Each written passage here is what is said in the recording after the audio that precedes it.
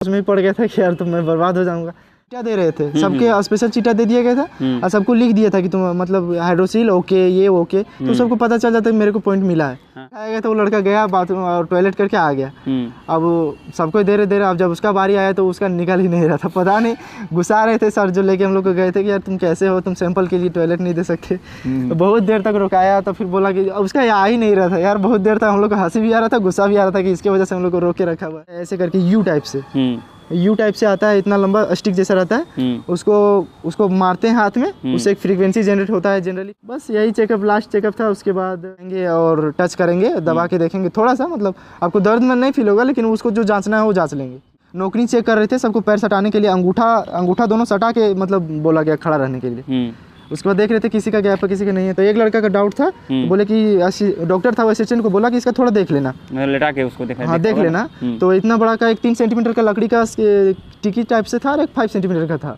दोनों मेडिकल जो हुआ उनमें से कौन सा नॉर्मल लगा या दोनों? देखो यार वो तो आर्म फोर्स है और ये कहाँ पैरामिलिट्री है, तो आर्म फोर्स और पैरामिलिट्री को कंपेयर नहीं कर सकते आप मेडिकल स्टैंडर्ड में भी। फौज में जाना ही है तो मतलब आवाज होना चाहिए, लेकिन हाँ वही है कि होपलेस नहीं होना है, कोई भी एग्जाम हो। अगर आपको पॉइंट है भी तो आप कॉन्फिडेंस दिखाइएगा ना, तभी बच सकते हैं। अगर आप थोड़ा सा अगर लूज करते हैं तो वहाँ पे नहीं बच पाइएगा। ऐसे डॉक्टर बहुत कोऑपरेटिव है, उतना हार्ड लेता ही नहीं।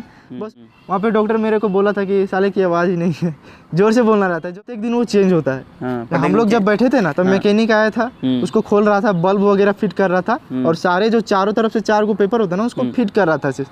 हमको जहाँ तक लगता है कि रोज उसको बदलता है। हम लोग टाइम पे 6x6 ही था, क्योंकि हम पूरा क्लियर पढ़े थे कि जैसे उसमें जो विजन देखा जा रहा है जो 6x5 तक देखा जा रहा है, तो वहाँ जैसे 6x5 का था ही नहीं। चाहता हूँ कि अनिल विथ नेशन चैनल जो है वो बहुत ही ऑथेंटिक वीडियो देता है। ये मतलब ऐसा नहीं है कि कोई भी फेक नोटिफिकेशन आया है, अपना व्यू लाइक पाने के लिए कोई भी मतलब किसी का 5 मिनट 10 मिनट बर्बाद नहीं किया जाता है इस पर, ठीक है। यहाँ पे आपको डिफेंस रिलेटेड जेन्युइन नोटिफिकेशन और डिटेल्स में जो भी आपको नॉलेज है वो मिलते रहेंगे, ठीक है। तो मैं कहूँगा कि सब्सक्राइब करो यार, लाइक करो, ठीक है। मतलब hey guys, welcome back to new अंदर वीडियो। आप लोगों का पुनः स्वागत है आपके अपने परिवार अनिल विथ नेशन में। कैंडिडेट है, इनसे हम जानेंगे मेडिकल का सारा प्रोसेस। और हमारे साथ सूरज है, इनका रिपोर्टिंग हुआ था 26 तारीख को, और उसी दिन से जो क्रूशियल डेट का आपका लफड़ा चल रहा था उसी दिन से स्टार्ट हुआ था। और उसी दिन इनके साथ CEO सर आए और उन्होंने ही बताया कि जो आपका सुप्रीम कोर्ट हुआ था उसका जो जजमेंट आया था कि जो आपका OBC है सो पिछला 3 साल तक चलेगा और क्रूशियल डेट के 180 दिन के बाद तक का चलेगा। तो सारे जानकारी सूरज हमारे साथ देंगे और इस वीडियो में आप शुरू से लेकर अंत तक बने रहें। वीडियो को बिना स्किप किए पूरा देखें, आपको जो भी आपके मन में सवाल होगा सारे सवाल का जवाब इस वीडियो में आपको मिल जाएगा। तो चलिए स्टार्ट करते हैं। तो बताओ सूरज, तुम्हारा रिपोर्टिंग कब था और क्या क्या मेडिकल का प्रोसेस हुआ, एकदम स्टेप बाय स्टेप बताते जाओ। हेलो फ्रेंड्स, मेरा SSC GD 2022 का DME यानी कि 26 जुलाई 2023 को ITBP सेकेंड में रिपोर्टिंग। तो मैं अपना रिपोर्टिंग से लेके फाइनल निकलने तक का पूरा रिव्यू एक्सपीरियंस शेयर करना चाहता हूँ। सबसे पहले हम लोग को 6 बजे सुबह अपने एडमिट कार्ड और आधार कार्ड के लाइन लगाया गया, एंट्री लिया गया, मोबाइल फ़ोन को रख लिया गया स्विच ऑफ करके, नाम लिख के, और अंदर ले जाके हम लोग को 4 ग्रुप में बांट दिया गया। 4 ग्रुप में बांटने के बाद लगभग 100 कैंडिडेट्स का एक दिन में रिपोर्टिंग था। उनमें से 25 करके 4 ग्रुप बनाए गए थे ITBP बोर्ड 2 में, और बोर्ड 1 में भी इसी तरह से। तो मैं बोर्ड 2 में था तो मैं बोर्ड 2 के बारे में बता रहा हूँ।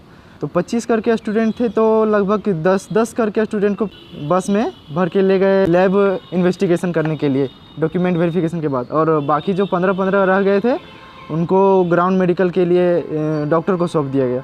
तो सबसे पहला प्रोसेस था कि DV डॉक्यूमेंट वेरिफिकेशन, 10th का मार्कशीट था पहला। दूसरा 10th का पासिंग सर्टिफिकेट, जिसको कोई लोग जैसे मूल प्रमाण पत्र बोलते हैं, जो कि जनरली पास करने के 2 साल बाद मिलता है। और लोकल रेसिडेंस सर्टिफिकेट ऑफ अपना राज्य का चाहिए, LRC सर्टिफिकेट भी बोलते हैं उसको। OBC सर्टिफिकेट, सबसे बड़ा झमेला यहीं पे शुरू हुआ था, क्योंकि हम लोग शायद 26 जुलाई को फर्स्ट कैंडिडेट थे, यानी फर्स्ट बैच था हमारा रिपोर्टिंग का, जो कि OBC का उस दिन से स्टार्ट हुआ था रिपोर्ट होना। तो उसके लिए कैटेगरी सर्टिफिकेट का झमेला बहुत निकल गया आगे। सबसे पहले सारा डॉक्यूमेंट वेरिफिकेशन चल रहा था। उसके बाद एक असिस्टेंट कमांडेंट होते हैं जिनका एक अशोक स्तंभ स्टार का रैंक होता है, वो आए और बोले कि जिनके पास OBC सर्टिफिकेट 30 नवंबर 2022 से पहले का है, यानी क्रूशियल डेट के अंदर में है, ये झमेला लेकर आए। तो बोले कि इसके अलावा आप लोग के पास 3 ऑप्शन है। पहला ऑप्शन कि आप अगर आपके पास घर में रखा हुआ है ऐसा सर्टिफिकेट जो कि वैलिड है डेट पे, तो आप घर जाइए, आप 4 दिन बाद आइए, हम आपको एक स्लिप बना के देते हैं। आपका रिपोर्टिंग 4 दिन बाद होगा और आपका सारा प्रोसेस डीवी हो, डीएमई हो, कुछ भी हो, आपको यहाँ से अभी सिर्फ एक कागज़ मिलेगा। आप जाइए, एडमिट कार्ड के तौर पे नेक्स्ट डे आप उसको दिखा के आना है और उस दिन आपका रिपोर्टिंग होगा। सारा प्रोसेस उसी दिन होगा। दूसरा ऑप्शन था कि आप रिजेक्शन स्लिप लीजिए कि हमको SSC GD 2022 का मेडिकल नहीं देना है क्योंकि मेरे पास कैटेगरी सर्टिफिकेट नहीं है। और तीसरा ऑप्शन है कि आप एक एप्लीकेशन लिखिए, जो फॉर्मेट हम देंगे खुद, उसमें आपको लिखना होगा कि हम OBC की किसी भी तरह से OBC होने का दावा नहीं करते हैं और उसके अंदर दिए गए सभी छूट को, जैसे कि हाइट हो, वेट हो, चेस्ट हो, एज हो, मतलब किसी प्रकार का छूट हम लेने का वादा नहीं करते हैं। रिजर्वेशन का कोई मतलब हम नहीं लेना चाहते। सारे लोगों के चेहरे पे मतलब मायूसी छा गई क्योंकि मोस्ट ऑफ द स्टूडेंट के पास था ही नहीं। OBC सर्टिफिकेट उसी के पास था जो कि 21 में मेडिकल पास मतलब मेडिकल एग्ज़ाम देने के लिए गए थे, या फिर ग्रुप डी एग्ज़ाम, या फिर किसी कारणवश जो 2-4 बनाए थे, सिर्फ उसी के पास तो मतलब जो क्रूशियल डेट के एग्जैक्ट वाला चाहिए था, जो मतलब CO सर आने के पहले जो डिसीजन आया था उसके रिगार्डिंग किसी के पास OBC नहीं था। तो हम लोग ग्रुप में लगभग 15 कैंडिडेट थे, उसमें से लगभग मेरे ख्याल से 4 या 5 के पास था। वो भी सब 1-2 को आर्मी में बनाया था और 1-2 पिछला कैंडिडेट था, एक लड़का ग्रुप डी में था। इसी तरह से सब बनाया था। जानकारी किसी किसी को था, लेकिन सब एग्ज़ाम देना है तो मेरी फिजिकल का तैयारी करना है, तो सारा कैंडिडेट्स लगभग फिजिकल के बाद का ही बनाया था। सबका दिक्कत हो गया, सबको एप्लीकेशन लिखने लगे। मैं तो सोच में ही पड़ गया था कि यार तो मैं बर्बाद हो जाऊंगा। लेकिन फिर बहुत देर तक एप्लीकेशन नहीं लिया कि मेरे को तो नहीं लिखना है, देख लेता हूँ लास्ट तक क्या होता है। लेकिन फिर जब लगा कि कोई चारा नहीं है, उसे दिल से एक्सेप्ट करना पड़ा कि अब शायद लगता है कि जनरल कैटेगरी में ही मतलब गिनती होना पड़ेगा। फिर मैंने एप्लीकेशन लिखना शुरू किया, एप्लीकेशन लिख लिया। सारे बोर्ड्स में जो बोर्ड मतलब टेबल 1, टेबल 2, टेबल 3 के ज़्यादातर कैंडिडेट जमा कर दिए थे। हम लोग के कैंडिडेट में थोड़ा लेट से लिख रहे थे सब, तो 1-2 कैंडिडेट जमा किया था। और हम लोग जैसे जमा करने वाले थे उसके जस्ट मतलब 2-4 मिनट पहले सेकेंड इन कमांड, जो कि पूरे ITBP में दूसरे नंबर पे होते हैं, वो आए वहाँ पे। क्योंकि बहुत सारे केसेस जब इस तरह का देखा कि किसी कैंडिडेट के पास नहीं है, तो CO सर आए, कुर्सी पर बैठे। उनके बाद सारे को बुलाया, असिस्टेंट कमांडेंट सहित सारे जो क्लर्क थे, SI जितने भी थे वहाँ पे, सब ऑफिसर्स आए, पूछे कि क्या प्रॉब्लम है आप लोग को। तो सारा प्रॉब्लम सुनाया गया कि sir most of the candidates के पास उनके कैटेगरी सर्टिफिकेट क्रूशियल डेट के अंदर नहीं है। तो वो बोले कि मेरी 2 बात ध्यान से सुनो। पहली बात, जिसके पास क्रूशियल डेट के अंदर है उसका सर्टिफिकेट ले लो और उनका कैटेगरी OBC लिख दो बिना कोई वजह के। दूसरी बात कि सुप्रीम कोर्ट का आदेश है, जो कि केस नंबर में नहीं पता, लेकिन UOI वर्सेस अब्दुल रशीद करके कोई केस था SSC के ऊपर 2017 में हुआ। हाँ, तो उस पर सुप्रीम कोर्ट का सुनवाई था कि कमीशन जो है वो क्रूशियल डेट पे डॉक्यूमेंट्स देने के लिए कैंडिडेट्स को फोर्स नहीं करेगी। 3 साल पहले, क्रूशियल डेट से 3 साल पहले और 180 दिन बाद तक का कैंडिडेट जमा कर सकता है।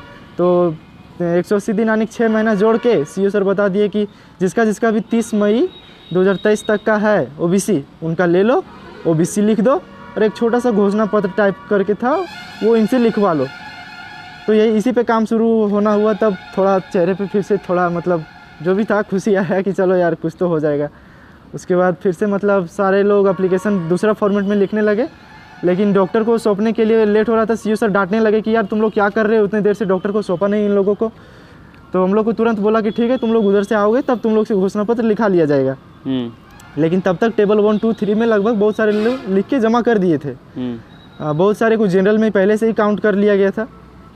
तो सारे लोग डाउट में थे कि यार मेरा क्या होगा, जनरल होगा OBC होगा। अच्छा सूरज, एक मिनट, जिसको जनरल में काउंट कर लिया था, लेकिन जब CO सर बताया अपना कि ऐसे ले लेना है, तो फिर उनको टाइम मतलब मौका मिला कि नहीं? हाँ, हम 1-2 दोस्त से पूछे जो बोर्ड 1 और बोर्ड 2 में मतलब टेबल 1 टेबल 2 में था, तो सब बोला कि नहीं, हम लोग को फिर से मतलब घोषणा पत्र लिखाया गया और वहाँ पे OBC काट के जनरल लिख दिया गया, मतलब जनरल काट के OBC लिख दिया गया। ऐसा सुनने को आया था। और जिसको डाउट था वो 1-2 आदमी बाद में भी मतलब फाइनल मेडिकल होने के बाद पूरा फाइनल शाम को जाके अपना फाइल खुलवा के देख रहा था कि हम CO का दिए हैं कि SDO का दिए हैं। वहाँ पे CO का कोई भी डॉक्यूमेंट्स नहीं चलेगा, मिनिमम SDO लेवल का होना चाहिए। सेंट्रल का कोई भी वैकेंसी अगर है तो उसमें मिनिमम CO का मतलब वो मानेंगे नहीं, CO का फेंक देंगे, वो देखेंगे वैसे ही। अब हम लोग को डॉक्टर को सौंप दिया गया। ठीक है, 15 करके ग्रुप थे सारे। एक मिनट सूरज, जैसे अभी तक भी वही प्रोसेस चल रहा है कि जिसका क्रूशियल डेट से 3 साल पुराना और क्रूशियल डेट के 180 दिन बाद का जो डॉक्यूमेंट्स वो भी शो होगा, वो अभी भी चल रहा है। हाँ, अब तो शायद दूसरे दिन, हम लोग के दिन के पहले दिन था तो हम लोग का झमेला थोड़ा ज़्यादा हो गया था, लेकिन दूसरा दिन से अब नॉर्मली मांग रहे हैं कि 30 मई तक का है, 31 मई तक का शायद नहीं पता, लेकिन 30-31 मई तक का है तो चल जाएगा। मतलब सुप्रीम कोर्ट का जो ऑर्डर जजमेंट जो आया था 2017 में, काम चल रहा है, उसको फॉलो कर रहे हैं बस। तो अभी जो कैंडिडेट जाएंगे उसको टेंशन नहीं लेना है, अगर 30 मई तक का है तो आपका मतलब 30 मई 2023 तक छूट मिलेगा। हाँ, सारे रिजर्वेशन मिल जाएंगे आपको। हाँ, तो आगे बताओ। उसके बाद डॉक्टर को सौंपने के बाद सारे डॉक्टर अपने अपने काम शुरू किए। हम लोगों को एक 4 या 6 पेज का मेमोरेंडम था, मतलब फॉर्म जैसा दिया गया, उसमें सारा भरना था। तो बोले कि अपना अपना पीएचटी निकालो, जो पीएचटी पीईटी पास करने के बाद जो आता है ना, हाइट वेट चेस्ट लिखा रहता है, मतलब कि फिजिकल पासिंग जो मिलता है 2 पेज का, तो उसी के हिसाब से फॉर्म भरवाने लगे। उसके बाद जितना हाइट चेस्ट वेस्ट था, जिसका उस डेट पे भी जो फिजिकल था, उस डेट पे कोई ओवरवेट या ओवर कुछ नहीं था, उसी के हिसाब से लिखा गया। उसके बाद जिसका था उसका शायद 1-2, हम लोग बोर्ड में कोई ओवर या अंडर वेट नहीं था, या फिर ओवर हाइट चेस्ट वेट कुछ भी नहीं था, तो सारे एज पर पीएचटी लिख दिया। उसके बाद एक एक करके डॉक्टर जो थे, मेन डॉक्टर और एक असिस्टेंट था, प्रत्येक डॉक्टर के पास एक मेन डॉक्टर होंगे और एक उसका असिस्टेंट होगा।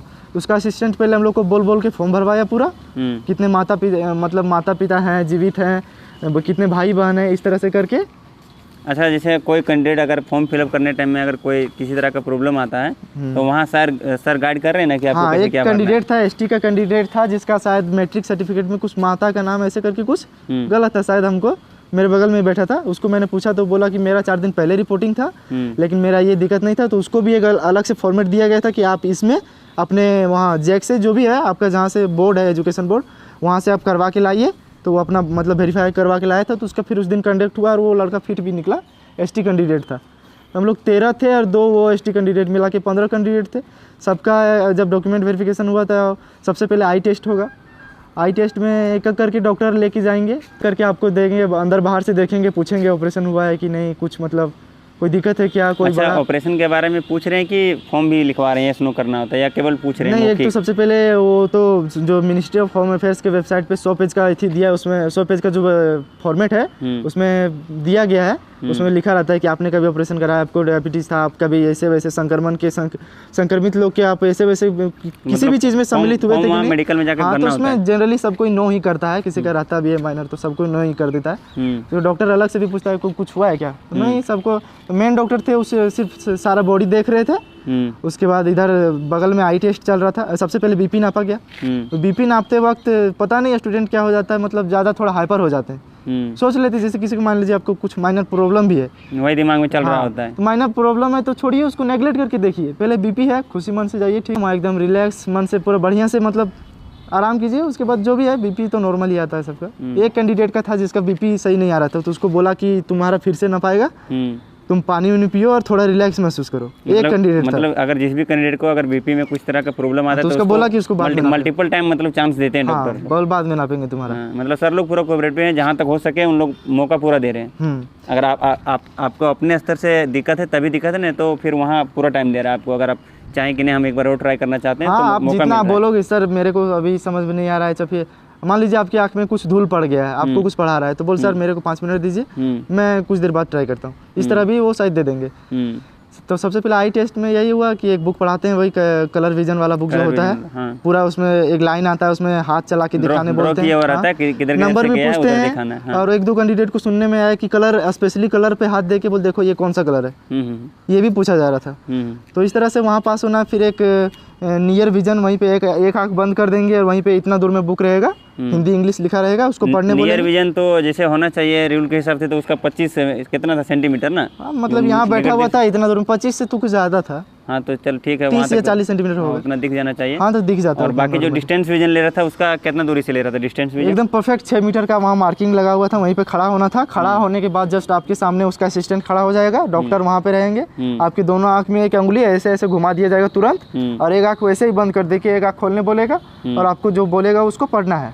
उसके बाद फिर ये आँख बंद करके फिर दूसरा चीज़ पढ़ने बोलेंगे। अगर एक बार में राइट पढ़ लेते हो तो कोई दिक्कत नहीं है। अल्फाबेट है, हिंदी में है, इंग्लिश में है। ई का मुंह किधर खुला हुआ रहता है, सी का मुंह किधर खुला हुआ रहता है, ये छोटे छोटे बॉक्स रहेंगे, उसमें बहुत सारे बिंदु रहेंगे, बिंदु को काउंट करके भी बोलना रहता है। तो जैसे जनरली कैंडिडेट को लोग को कौन सा पढ़ा रहा है, मतलब कि अल्फाबेट वाला या फिर कोई दूसरा? सब अल्फाबेट जो मतलब खुला रह गया, सामने गए जो सामने रह गया, मतलब या उसका मन चाहेगा तो घुमा भी देगा। 4 फेसेस में से जो सामने रह गया कोई उसी को सोचेगा कि हम पहले से चार्ट रट के गए हैं अल्फाबेट के लिए, तो वो मतलब अल्फाबेट वाला रट के गए तो मतलब काम नहीं चल सकता। चल भी सकता है अगर आपको पूछ दिया, अगर वैसा रहा तो एक बार में आपको अगर वो पूछ दिया गया तो ठीक है। हमको जैसे पूछा गया था कि ई का मुंह किधर खुला हुआ रहता है, मतलब वहाँ दिख रहा था, उसी को बताना था कि क्लियर दिख रहा था, कोई दिक्कत किधर नहीं। क्या। और उसके बाद दूसरा ये आँख बंद किया। कुछ कैंडिडेट बोल रहे हैं कि जैसे उसमें जो विजन देखा जा रहा है जो 6/5 तक देखा जा रहा है, तो वहाँ जैसे 6/5 का था ही नहीं, नीचे ब्लर कर दिया था। जैसे बोर्ड में स्नेल चार्ट में होता है 6/5, तो उसको मिटा दिया गया था या फिर उससे ऊपर है स्नेल चार्ट जो होता है? नहीं, 6/6 था, 6/6 तक खुला था, बाकी तो लेप कर दिया। देखो हमको लगता है कि प्रत्येक दिन वो चेंज होता है। हम लोग जब बैठे थे ना तब मैकेनिक आया था, उसको खोल रहा था, बल्ब वगैरह फिट कर रहा था, और सारे जो चारों तरफ से 4 गो पेपर होता है ना उसको फिट कर रहा था सिर्फ। हमको जहाँ तक लगता है कि रोज उसको बदलता है। हम लोग टाइम पे 6/6 ही था, क्योंकि हम पूरा क्लियर पढ़े थे लास्ट तक। नहीं, कुछ कैंडिडेट बोल रहे थे कि 6/5 तक भी रहता है, लेकिन पढ़ाते हैं बोर्ड 1 या फिर इतने सारे डॉक्टर में कहीं कहीं होगा, तुमको नहीं पता। हमको था कि एक आँख से ई का मुंह किधर खुला हुआ था वो पढ़ाया गया, और दूसरी आँख से एक बॉक्स में कितने सारे बिंदु रहते हैं वो पढ़ाया गया था। तो बिंदु मैक्सिमम था 7 था, 5 था, 4 था, 3 था, इस तरह करके था। तो मैंने एक बार में क्लियर कर लिया। वहाँ पे डॉक्टर मेरे को बोला था कि साले की आवाज़ ही नहीं है, जोर से बोलना रहता है, जो भी पूछेंगे मतलब जैसे कि आपको नहीं होपलेस नहीं होना है, मतलब 7 है तो बोलो 7, जोर से बोलना है ताकि डॉक्टर को सुने। फौज में जाना ही है तो मतलब आवाज़ होना चाहिए, लेकिन हाँ वही है कि होपलेस नहीं होना है, कोई भी एग्जाम हो। अगर आपको पॉइंट है भी तो आप कॉन्फिडेंस दिखाइएगा ना, तभी बच सकते हैं। अगर आप थोड़ा सा अगर लूज करते हैं तो वहाँ पे नहीं बच पाइएगा। ऐसे डॉक्टर बहुत कोऑपरेटिव है, उतना हार्ड लेता ही नहीं। बस उसके बाद सभी को एक बार में अंदर बुलाया गया, लाइन में खड़ा कर दिया गया एक एक करके। उसके बाद हाथ को ऐसे करके सीधा करके ऐसे उल्टा के देख रहे थे, हाँ नहीं ऐसे नॉर्मली देख रहे थे, और एक एक करके सबको पूछ रहे थे किसी का कभी ऑपरेशन वगैरह हुआ है कि नहीं। उसके बाद स्केल लाए, कैरी एंगल नापा सबका। एक लड़का का एबव 20 डिग्री था। तो मतलब कितना ले रहा है ग्राउंड फिट में, कितना डिग्री तक? 20 डिग्री तक है तो आपका चल जाएगा। एबव 20 डिग्री है तो नहीं माने। उसको री दे रहा है? हाँ, री एबव 20 डिग्री का री दे रहा है। हाँ। री का सुनने में आ रहा है कि शायद 25 से लेस देना है तो चल जा रहा है, मतलब 22-23 से तब तक री तक। हाँ, तो मतलब मेरे में एक कैंडिडेट था, उसको दिया गया था। मेरे को भी मतलब स्केल लगाया था, बट बोला ठीक है नॉर्मल है। तो इसी तरह से कैरी एंगल नापने के बाद अच्छा, जैसे जो मेडिकल हो रहा था इसके पहले और कोई किसी चीज़ का मतलब किस चीज़ का मैं एक बार और इन्वॉल्व हुआ हूँ, इंडियन एयरफोर्स का मेडिकल था, अग्निवीर वायु फर्स्ट बैच। उसमें क्या हुआ था रिजल्ट? नहीं, उसमें भी मैं ग्राउंड फिट ही था। तो डर रहा था उसमें भी, फर्स्ट टाइम उसमें मेडिकल था मेरा। लेकिन उसमें दोनों मेडिकल जो हुआ उनमें से कौन सा नॉर्मल लगा, या दोनों? देखो यार देखो वो तो आर्म फोर्स है और ये कहाँ पैरामिलिट्री है, तो आर्म फोर्स और पैरामिलिट्री को कंपेयर नहीं कर सकते आप। मेडिकल स्टैंडर्ड में भी उसका मेडिकल स्टैंडर्ड थोड़ा हाई होता है, उसका रिक्वायरमेंट हाई होता है। इसमें थोड़ा लो है, मतलब हमको जहाँ तक मेरा अनुभव है। हाँ, जैसे लड़का लोग बोल रहे थे कि जैसे आर्मी पैटर्न पे अगर इस बार का मेडिकल हो रहा है तो वैसा मतलब एग्जैक्ट आपको पता चला होगा, क्योंकि दोनों चीज़ में मैं आर्मी का मेडिकल नहीं दिया हूँ, ठीक है। मैं इंडियन एयरफोर्स का मेडिकल दिया हूँ, और फिर ये दूसरा मेडिकल था मेरा। दोनों में कंपेयर करूँ तो अगर वो उसको मैं 100% मानता हूँ तो इसको मैं 60 to 65% मान सकता हूँ, मतलब क्योंकि यहाँ पे यार ECG भी नहीं हो रहा है। वहाँ पे लड़के ECG में भी लगभग 20% लड़के ECG में चढ़ रहे थे, और भी बहुत सारे पॉइंट होते हैं। तो नॉर्मल जो हाथ पैर सीधा टेढ़ा देखना है तो वो तो सब मेडिकल में देखते हैं। तो ये लेके चलना पड़ता है। फिर नौकरी चेक कर रहे थे, सबको पैर सटाने के लिए अंगूठा दोनों सटा के मतलब बोला गया खड़ा रहने के लिए। उसके बाद देख रहे थे किसी का गैप है किसी का नहीं है। तो एक लड़का का डाउट था, तो बोले कि डॉक्टर था वो असिस्टेंट को बोला कि इसका थोड़ा देख लेना, लेटा के उसको देखा। हाँ, देख लेना। तो इतना बड़ा का एक 3 सेंटीमीटर का लकड़ी का टिकी टाइप से था, और एक 5 सेंटीमीटर का था। तो लाया, ठीक है। अब एक करके सबका जेनिटल एरिया चेक करना था प्राइवेट, सबको खुलवा दिया गया। एकदम 15 लड़के थे एक साथ में, मतलब उतारो। पूछ लिया किसी को शर्म है क्या? नहीं, तो किसी को होता नहीं है, और होता भी है तो आपको कुछ नहीं करना पड़ेगा, बस पूरा खोल के मतलब साइड ही रख देना। ये नहीं कि आपको एयरफोर्स में मेरा क्या हुआ था कि एयरफोर्स में हम लोग को बोल दिया गया था कि आप लोग आंख बंद करो, ये प्राइवेसी का मैटर है।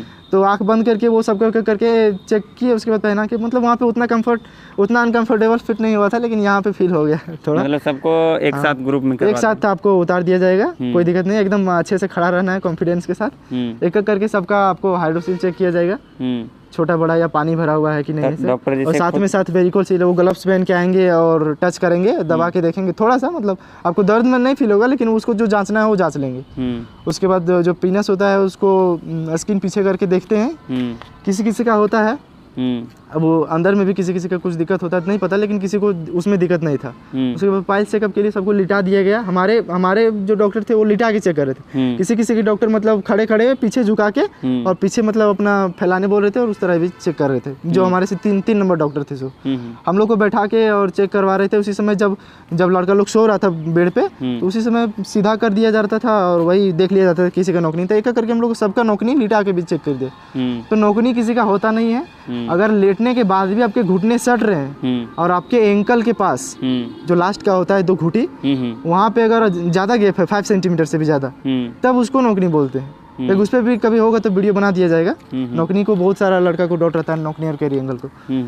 बस यही चेकअप लास्ट चेकअप था। उसके बाद बोला गया कि आप लोग जल्दी कीजिए, कितने टाइम लोगे, सबको लैब इन्वेस्टिगेशन और एक्सरे के लिए भेजना है। तो बोले कि डॉक्टर बोले 40 मिनट और।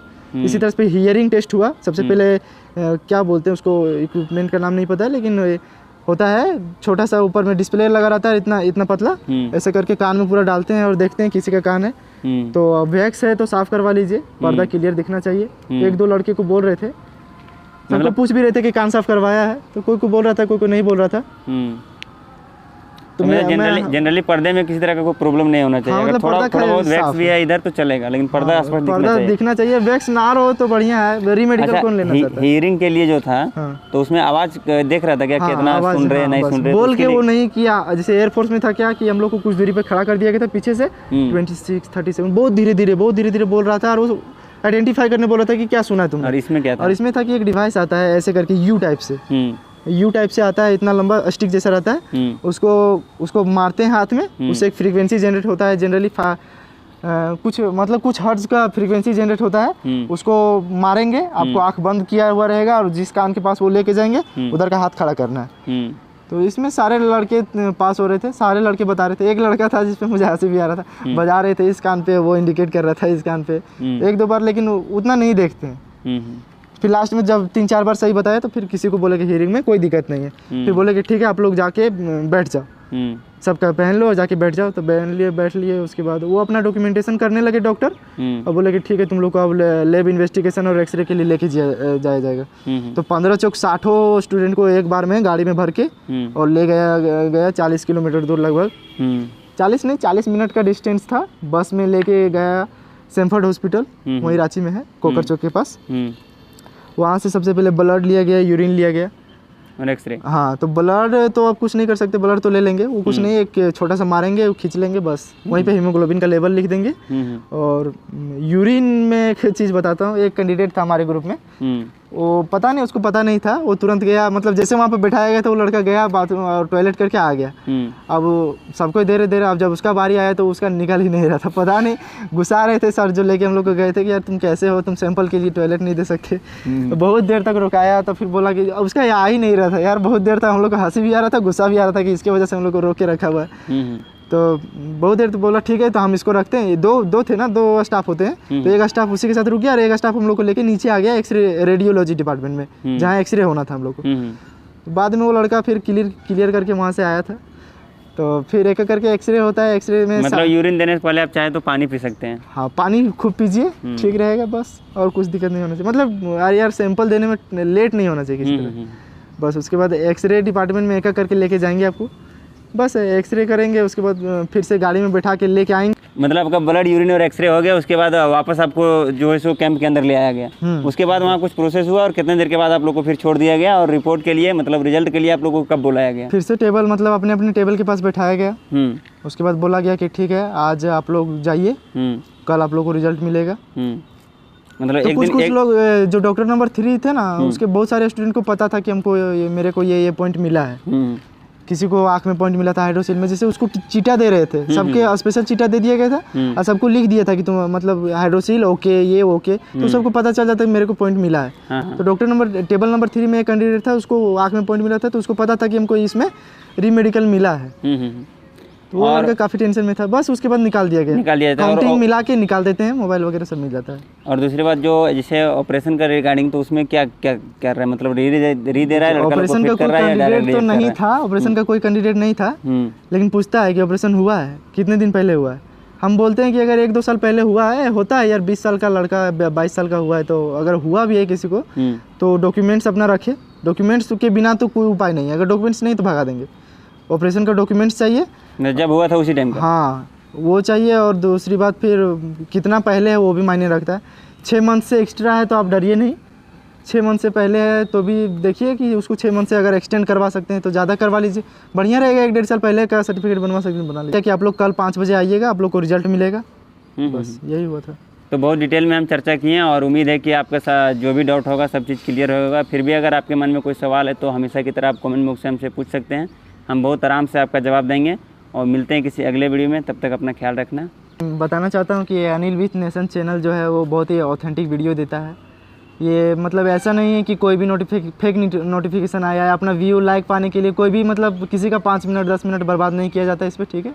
यहाँ पे आपको डिफेंस रिलेटेड जेन्युइन नोटिफिकेशन और डिटेल्स में जो भी आपको नॉलेज है वो मिलते रहेंगे, ठीक है। तो मैं कहूँगा कि सब्सक्राइब करो यार, लाइक करो, ठीक है। मतलब इस वीडियो देखने के बाद आपको कहीं और मैं भी इस भटकने चैनल की को जरूरत मतलब एट एग्ज़ाम टाइम से ही फॉलो कर रहा हूँ। बताया कि मैं पहले आर्म फोर्स का कैंडिडेट था, बाद में CAPF का पैरामिलिट्री में आया, तो मैंने शुरू से इस चैनल को फॉलो किया है। आप हेल्पफुल रहा है मेरे लिए। ठीक है, थैंक यू।